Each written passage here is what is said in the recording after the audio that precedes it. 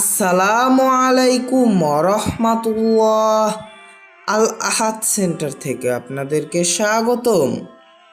গত পর্বে আমরা সূরা আল ইমরানের ৭৬ থেকে ৮০ নং আয়াতের বাংলা অনুবাদ ধারাবাহিকভাবে আপনাদের সামনে উপস্থাপন করেছিলাম। আজ আমরা সূরা আল ইমরানের ৮১ থেকে ৮৫ নং আয়াতের বাংলা অনুবাদ আপনাদের সামনে উপস্থাপন করব ইনশাআল্লাহ। আল্লাহ পাক রব্বুল আলামিন মহান সাক্ষ্যদাতা। পৃথিবীতে নবী রসুলগণ যখন পাঠিয়েছিলেন তখন প্রত্যেক নবীকে তার পরবর্তীকালে যে নবীরা আসবেন প্রত্যেকের কাছ থেকে প্রতিশ্রুতি নিয়েছিলেন। আর এর প্রধান সাক্ষী হচ্ছেন মহান আল্লাহ পাক রব্বুল আলামিন। এখন মূল বিষয় হচ্ছে যে আমাদের দিন হচ্ছে ইসলাম।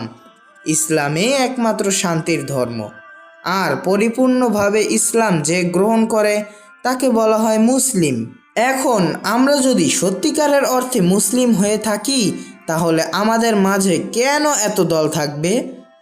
এখন নিজেকে নিজে আমরা সবাই প্রশ্ন করে দেখি যে আমরা সত্যিকারের মুসলিম কি হতে পেরেছি।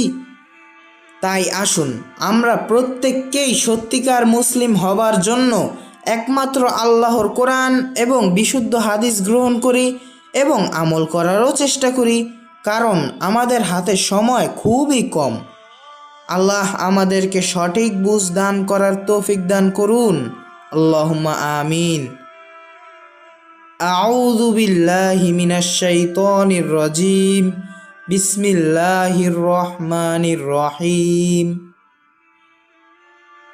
স্মরণ করুন যখন আল্লাহ তাআলা নবীদের থেকে প্রতিজ্ঞা গ্রহণ করেছিলেন, তোমাদেরকে আমি যা কিছু কিতাব এবং প্রজ্ঞা দান করেছি তারপরে আসবে তোমাদের কাছে রসূল, তিনি সত্যায়নকারী ওই সব কিছুর যা তোমাদের সাথে আছে।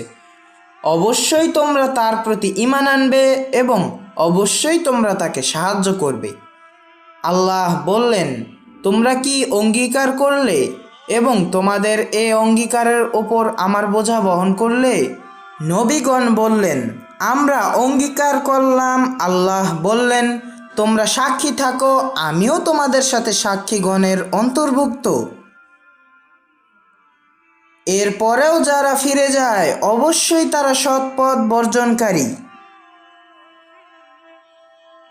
তারা কি আল্লাহর বিধানের পরিবর্তে অন্য বিধান অনুসন্ধান করে? অথচ আকাশের মধ্যে যারা আছে এবং পৃথিবীর মধ্যে যা কিছু আছে ইচ্ছায় এবং অনিচ্ছায় আল্লাহর প্রতি আত্মসমর্পণ করেছে এবং সবাইকে তার কাছে ফিরিয়ে আনা হবে।